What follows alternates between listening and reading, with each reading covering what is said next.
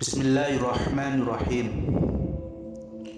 Pembahasan di malam hari ini kita akan membahas satu tokoh yang sangat fenomenal, seorang raja yang sangat zalim dari raja-raja penguasa dunia. Siapakah dia? Dia adalah Namrud ibnu Kus ibnu Kan'an ibnu Ham ibnu atau dikenal dengan Raja Namrud. Kisah Namrud ini memang tidak disebutkan secara nama dalam Al-Quran, tetapi ada isyaratnya. Dan juga kisah Namrud ini bukan hanya diceritakan dalam Islam, bahkan dalam kitab-kitab Yahudi dan juga tarik-tarik Arab itu juga menceritakan tentang kisah Namrud ini. Tetapi tentu kita umat Islam sandarannya adalah Al-Quran dan juga Sunnah Rasul.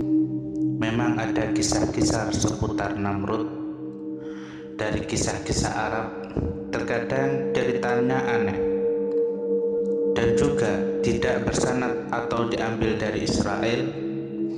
Tetapi tidak mengapa, kita akan ceritakan tentang kisah-kisah itu biar kita paham siapa sebenarnya Namrud ini. Nama-nama Namrud di dalam Al-Quranul Karim tersirat, maksudnya bukan tersurat, tersirat dalam dua surat. Pertama, surat Al-Anbiya ayat 68 dan surat Al-Baqarah ayat 258. Dan kalau cerita Namrud biasanya dikaitkan dengan cerita Nabi Ibrahim. Namun sebelum saya masuk kepada kisah Namrud dan juga kisah Nabi Ibrahim alaihissalam, kita akan menjelaskan sosok Namrud dan juga Imam Ibnu Asir. Menyebutkan nasab Namrud ini sampai kepada Nuh alaihissalam. Ibnu Kush, Ibnu Ham, Ibnu itu nasabnya artinya dia sampai kepada Ham. Tetapi Imam Ibnu Katsir rahimahullah menyebutkan nasab lain. Jadi Namrud itu keturunannya Syam Ibnu. Jadi ada dua pendapat.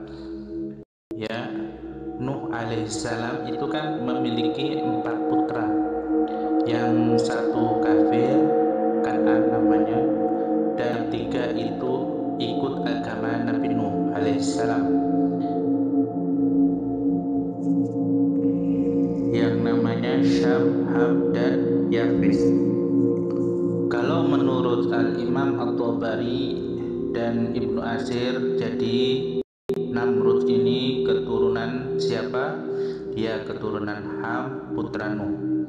Tetapi Ibnu Katsir rahimahullah ta'ala menyebutkan sanad lain, bahwa dia keturunan Syam, putra Nuh alaihissalam. Rahimahumullah yang dimuliakan Allah subhanahu wa ta'ala. Ada kisah, mungkin kisah-kisah dari Israiliyat, bahwa Namrud ini menjadi raja karena dia sujud kepada iblis. Jadi ceritanya begini. Jadi suatu ketika Namrud ini sedang mandi dan di sekitarnya banyak para wanita. Ini sebelum menjadi raja dunia, masih menjadi raja Babil. Dan disebut Babil itu diambil daripada Babul Ilah, pintu Tuhan katanya, maka disebut Babil. Ketika sedang mandi, tiba-tiba ada seorang laki-laki yang perawakannya bungkuk. Kemudian dia memakai pakaian hitam yang sangat hitam, kemudian mendekat kepada Namrud. Tiba-tiba Namrud kaget. Bisa masuk dari mana orang bungkuk ini yang menggunakan pakaian hitam? Padahal tidak ada celah seorang bisa masuk ke dalam kecuali dibukakan pintunya. Akhirnya kemudian tiba-tiba orang itu mengatakan kepada Namrud dan berteriak, "Anta man sawfa tahkumul arda wa man 'alaiha."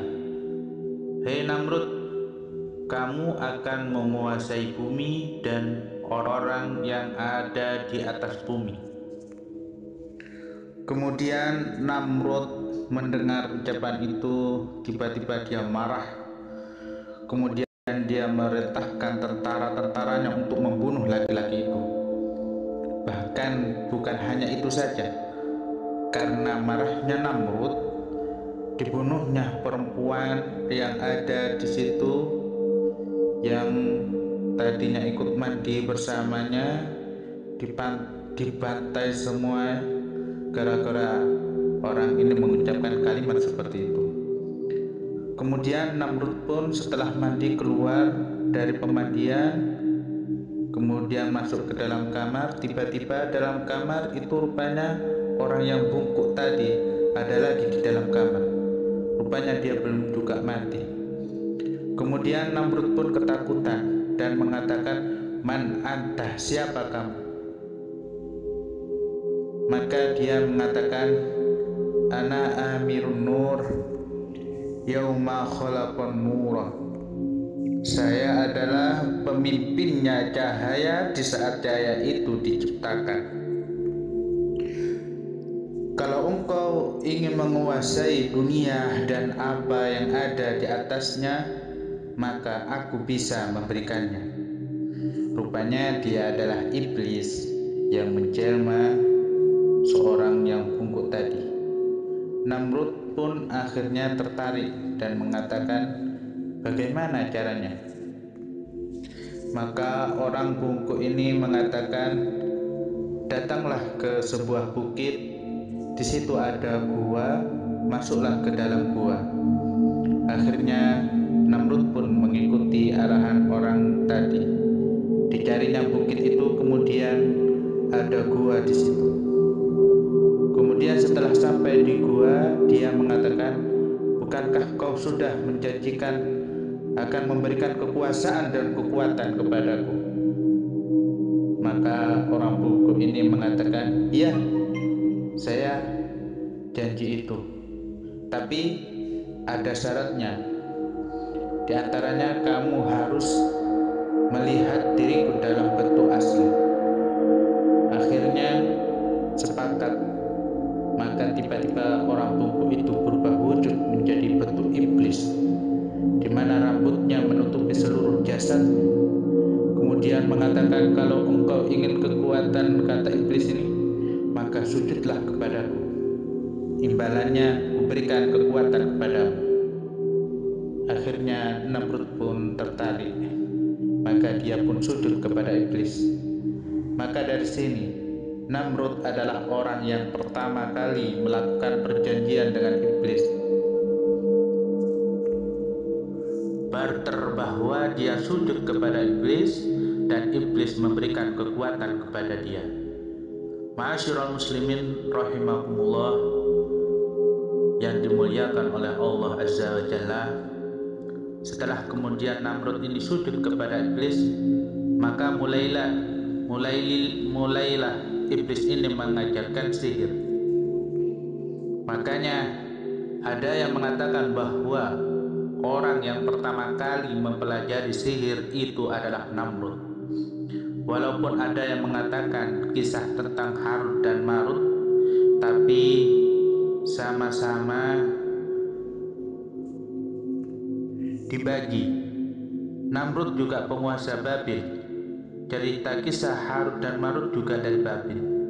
Bagaimana cara menyihir manusia kemudian menguasai bumi, gitu ya. Maka dia kemudian menjadi sakti, itu bahasa kitanya. Maka dia mengatakan kepada iblis Bagaimana caranya aku menjadi penguasa dunia? Maka iblis mengatakan, kau harus bunuh bapakmu. Siapa dia? Namrud bin Kus. Siapa membunuh bapaknya? Setelah kau bunuh bapakmu, maka engkau akan menjadi penguasa dan kelak akan menjadi penguasa bumi.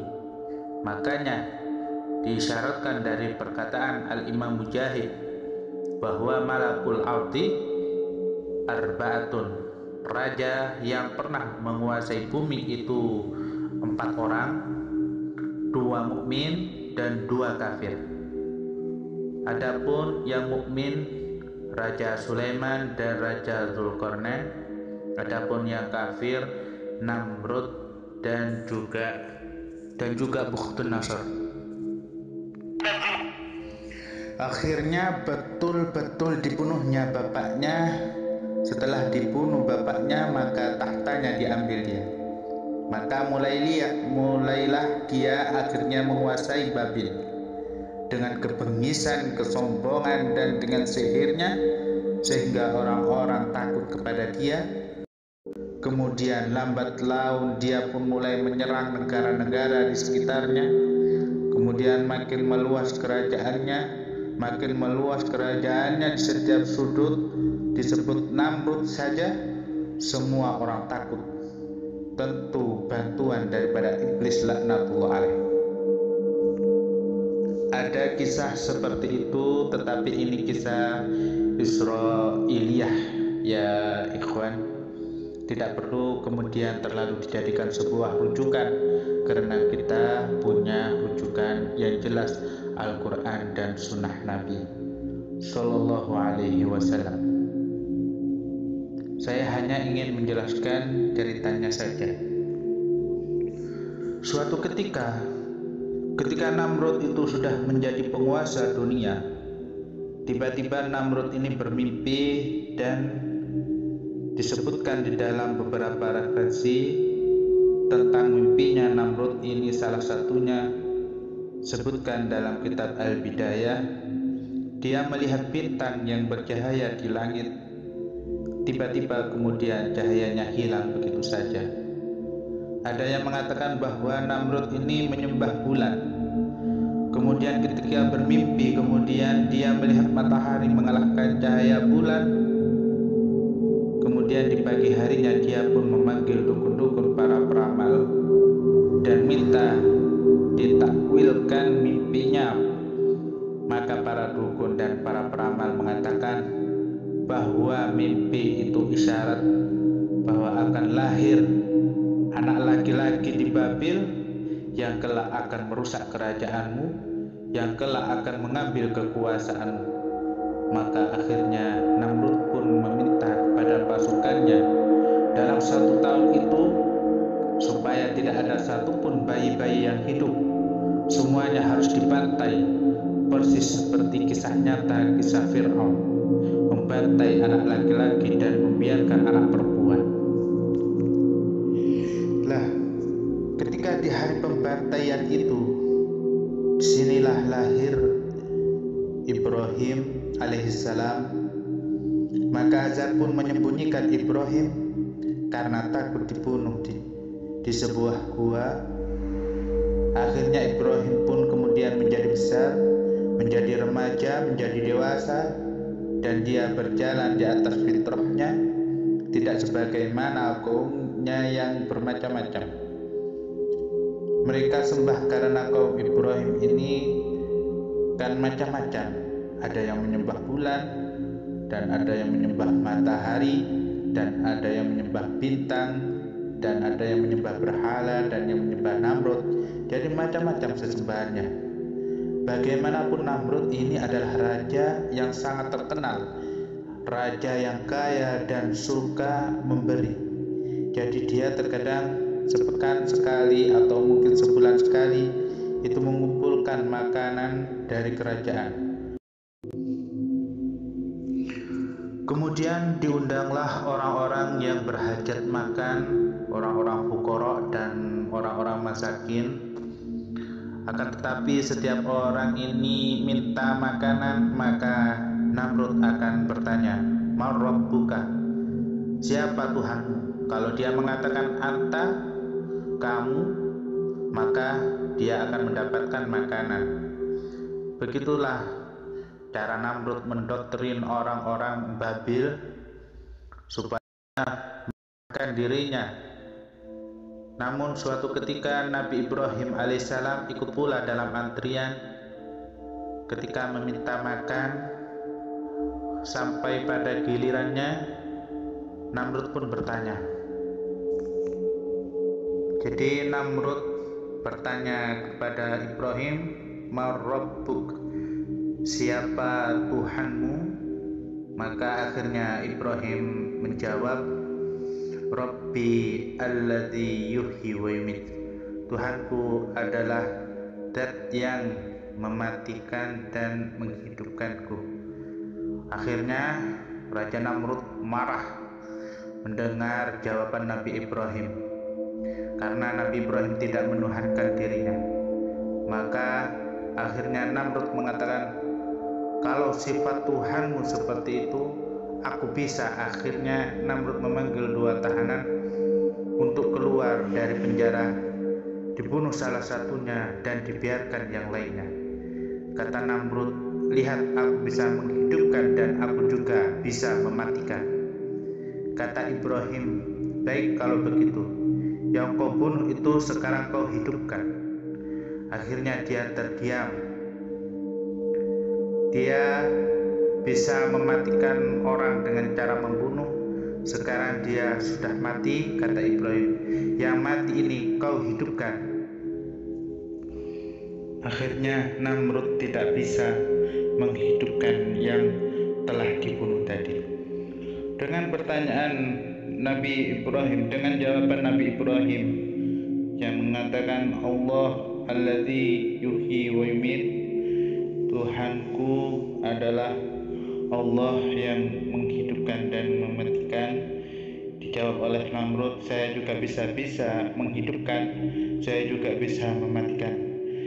Namun kemudian Ibrahim tidak melanjutkan debatnya, karena kalau seandainya kemudian dalam perkara ini Ibrahim terus memperpanjang debat, tidak akan selesai. Tapi Ibrahim mencari hujah lain yang tidak mungkin bisa dilakukan oleh Namrud. Makanya Ibrahim mengatakan, "Wahai Namrud, Tuhan saya Allah mendatangkan matahari dari arah timur dan ditenggelamkan ke arah barat.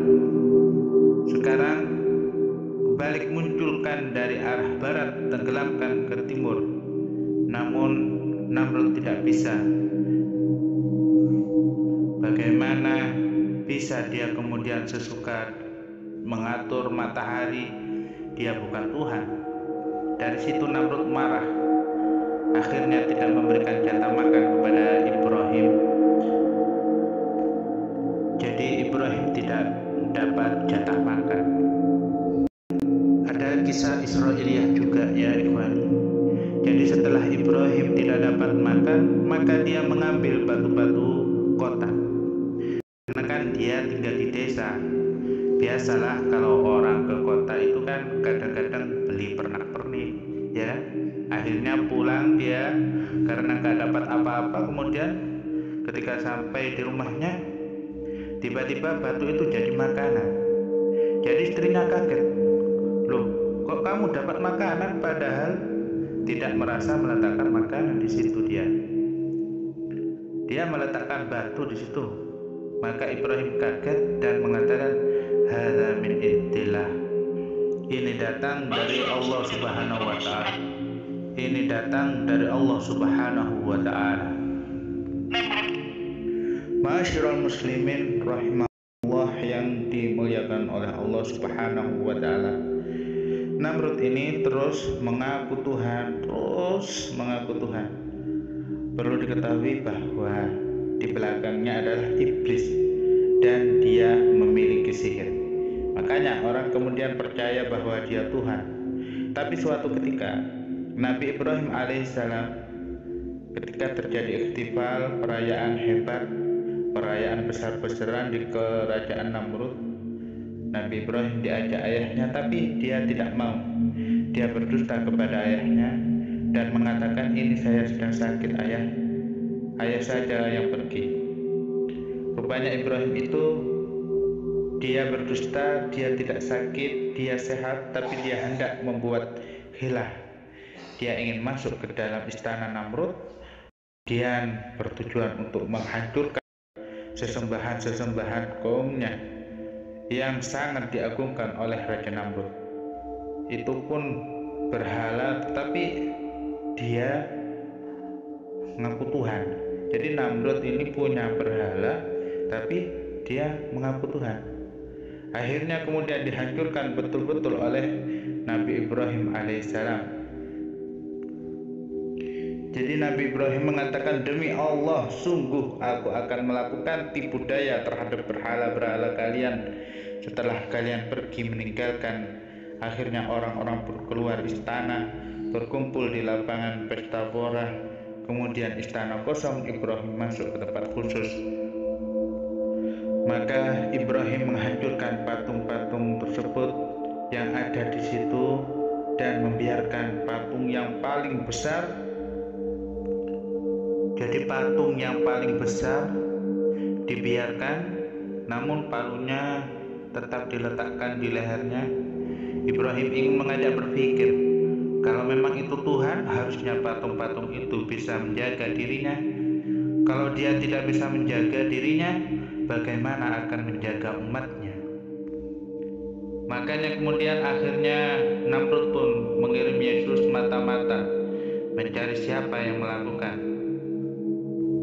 Akhirnya terdengarlah ada anak muda namanya Ibrahim. Maka orang-orang mengatakan, bagaimanapun dia telah lancang, berani-beraninya dia menghancurkan berhala-berhala kita, sesembahan kita. Ditangkaplah Ibrahim, kemudian dihadapkan di hadapan manusia. Disinilah terjadi dialog. Maka mulailah kemudian Namrud bertanya, apakah engkau yang melakukan ini dengan Tuhan-Tuhan kami ya Ibrahim?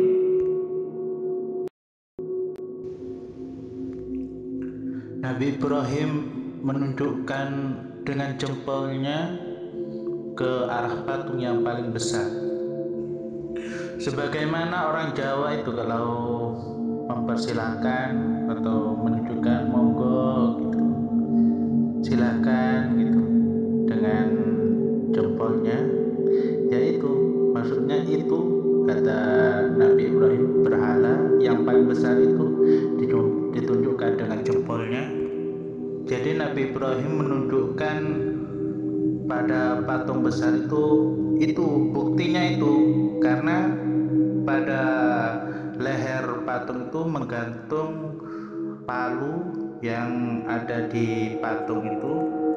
Jadi Nabi Ibrahim itu menunjukkan kepada patung itu bukan berarti dia berbohong, namun yang dimaksud Nabi Ibrahim itu jempolnya dia yang diarahkan, itu menunjukkan ke jempolnya, namun arahnya kepada patung besar itu.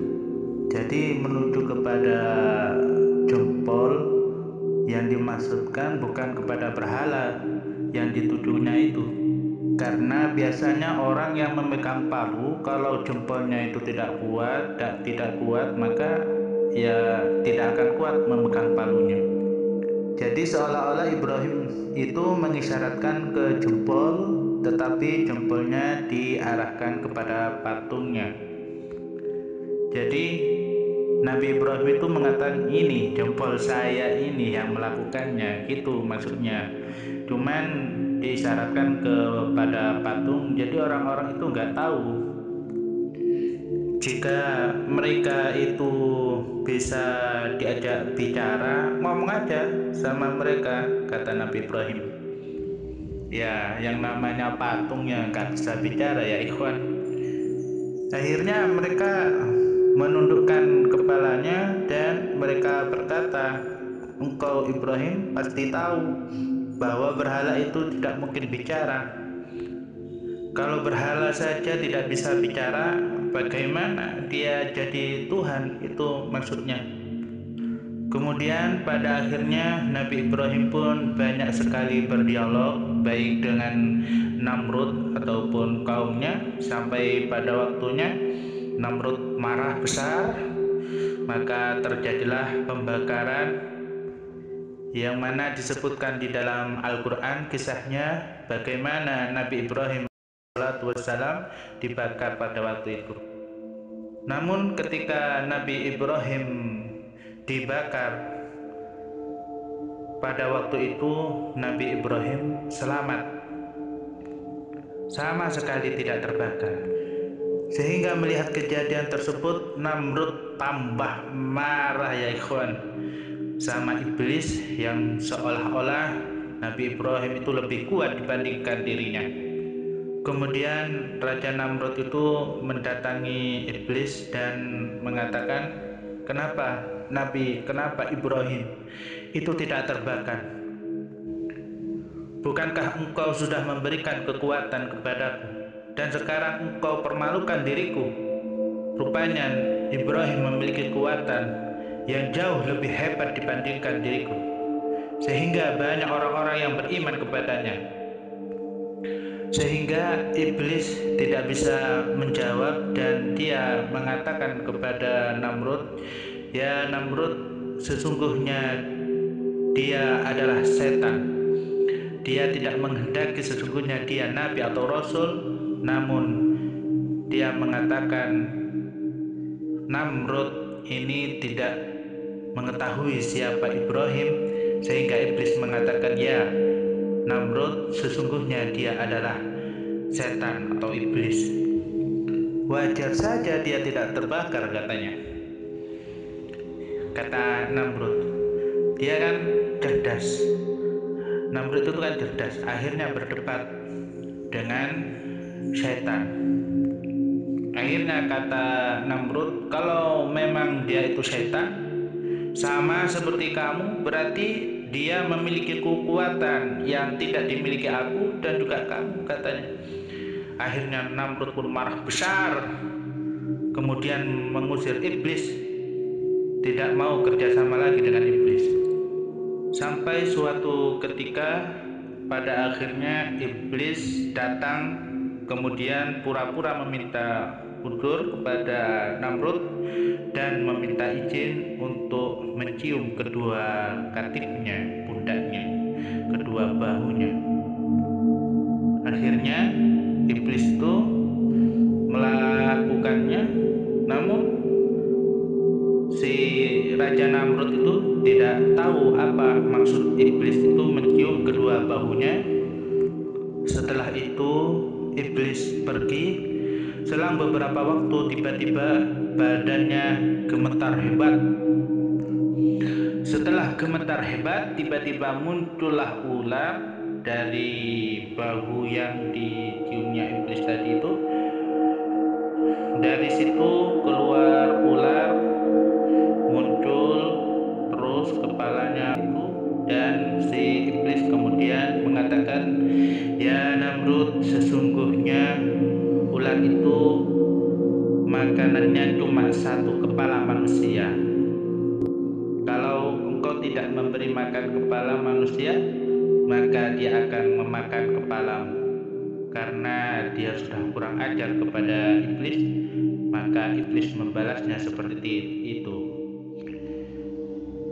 Pada akhirnya kemudian Raja Namrud pun, karena dia tidak ingin mati, maka dia perintahkan Zabaniyahnya, pembantu-pembantunya, untuk menculik setiap bayi atau anak-anak yang belum balik, kemudian dipenggal kepalanya untuk makanan ular itu. Anehnya, setiap Raja Namrud memotong ular itu, lagi tumbuh lagi seperti biasanya. Setiap hari seperti itu, terus seperti itu.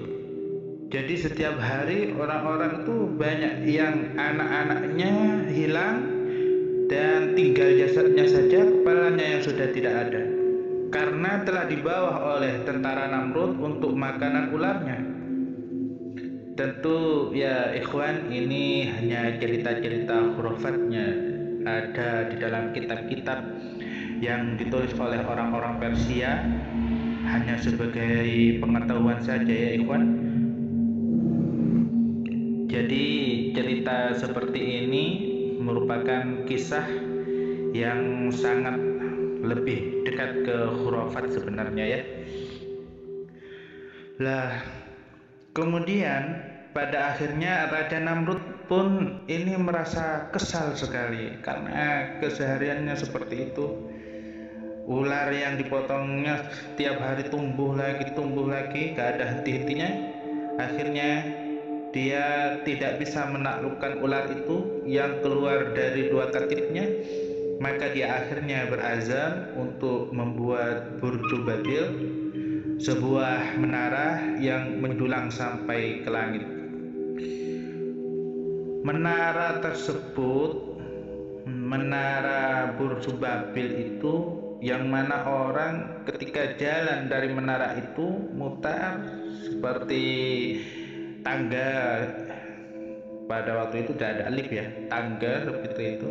Ketika itu baru bisa sampai ke ujungnya kalau sudah berjalan selama 1 tahun.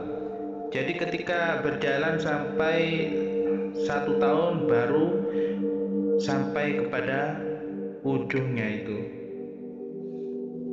Jadi menara itu masyhur dinamai dengan menara Burju Babil. Kalau seandainya Burju Babil ini masih ada, belum hancur, tentu akan masuk dari 7 keajaiban dunia. Mungkin dia nomor satu-satunya ya. Karena ketinggiannya yang sangat luar biasa, menjulang ke langit.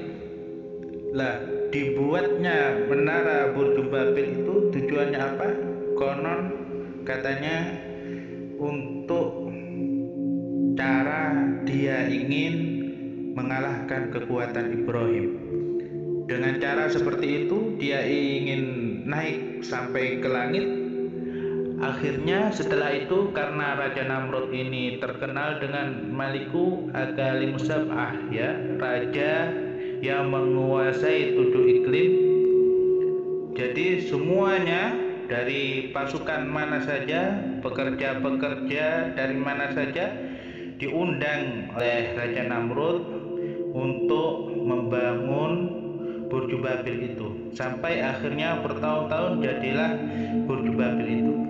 Sampai bangunan tersebut menjulang tinggi ke langit, sampai dia itu semakin tambah sombongnya dan semakin dia mengaku bahwa dirinya adalah Tuhan ilah.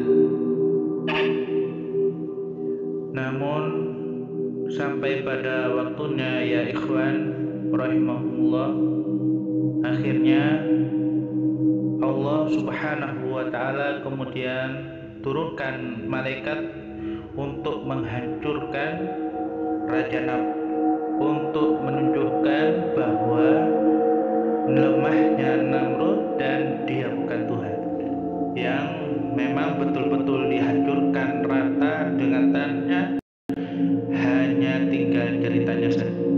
Lah akhirnya Allah Subhanahu wa ta'ala ingin memberikan ujian kepada Namrud karena sudah terlalu sombong, terlalu bengis, terlalu jahat. Akhirnya Allah mengutus malaikat untuk mengajak Namrud untuk bertobat. Hai Namrud, bertobatlah kepada Allah, jauhi sesembahanmu selain daripada Allah Subhanahu wa ta'ala. Namun Raja Namrud menolaknya. Kemudian Allah mengutus kedua kalinya malaikat supaya untuk menurut untuk bertobat. Namrud pun menolaknya. Kemudian Allah mengutus ketiga kalinya, namun Raja Namrud tetap menolaknya. Hingga pada akhirnya malaikat ini mengatakan kepada Namrud, hai Namrud, kumpulkan seluruh tentaramu. Kemudian malaikat ini naik lagi. Disangkanya Namrud malaikat yang datang ini ngajak perang dengannya dan akan memasukkan dari langit-langit dan akan berhadapan dengan pasukan dirinya. Maka dia siapkan pasukan yang besar karena akan menghadapi tentara-tentara malaikat. Itu perasaannya Namrud. Ketika semua tentara-tentaranya Raja Namrud dikumpulkan, apa yang terjadi? Allah Subhanahu wa Ta'ala mengirimkan azab kepada Raja Namrud. Dengan cara apa dikirimnya? Dengan cara jutaan nyamuk. Tahu dari mana datangnya? Nyamuk itu tiba-tiba menyerang tentara Raja Namrud. Bukannya hanya menghisap darahnya, tapi nyamuk-nyamuk tersebut memakan dagingnya, sehingga akhirnya seluruh tentara Raja Namrud itu semuanya mati. Hanya tinggal tulang belulangnya saja diazab oleh Allah Subhanahu wa Ta'ala. Dan Raja Namrud tidak terkena apa-apa, tidak terkena apapun, kecuali Allah Subhanahu wa Ta'ala hanya kirimkan seekor nyamuk saja. Kemudian nyamuk ini masuk ke lubang hidungnya Raja Namrud, kemudian menggerogoti darahnya, menghisap darahnya, menggerogoti otaknya. Pokoknya isi kepala itu digerogoti. Ada yang mengatakan Namrud ini diazab oleh Allah seperti itu, sebagaimana lamanya kekuasaan dia jadi berkuasa selama 400 tahun, maka Allah azab seperti itu juga 400 tahun. Jadi nyamuk itu bersarang selama 400 tahun. Pada waktu itu kan belum ada operasi, jadi susah gitu ya. Jadi setiap hari dia meminta kepalanya kepada pasukannya untuk dipukulkan besi ke kepalanya. Terkadang dipukulkan dengan sendalnya kepalanya, tapi nyamuk ini tidak mau pergi. Sampai akhirnya karena banyak sering dipukul kepalanya, akhirnya Raja Namrud pun jadi gila dan dia mati. Gimana gak gila? Tiap hari dipukul kepalanya. Coba aja kalau antum gak percaya, tiap hari dipukul kepalanya dengan besi atau dengan apa, benda-benda yang keras gitu. Ma'asyiral muslimin rahimakumullah. Tapi seperti itulah Allah Subhanahu wa Ta'ala mengadab orang-orang yang jabar, yang sombong, dengan cara terkadang hanya mengirim seekor nyamuk. Ma'asyiral muslimin rahimakumullah. Jadi itulah kisah Raja Namrud, sedikit sekali yang bisa saya sampaikan. Lagian kisah ini juga tidak benar atau tidak berkesan karena juga dari kisah Israiliyat, tetapi yang jelas bahwa kita kaum muslimin sudah ada sandaran bahwa setiap kisah itu harus bersumber dari Al-Quran dan Sunnah Nabi Shallallahu Alaihi Wasallam. Dan Al-Quran menyebut Namrud ini hanya dikaitkan dengan perdebatan dia dengan Nabi Ibrahim alaihissalatu wassalam. Wallahu a'lam. Wassalamualaikum warahmatullahi wabarakatuh.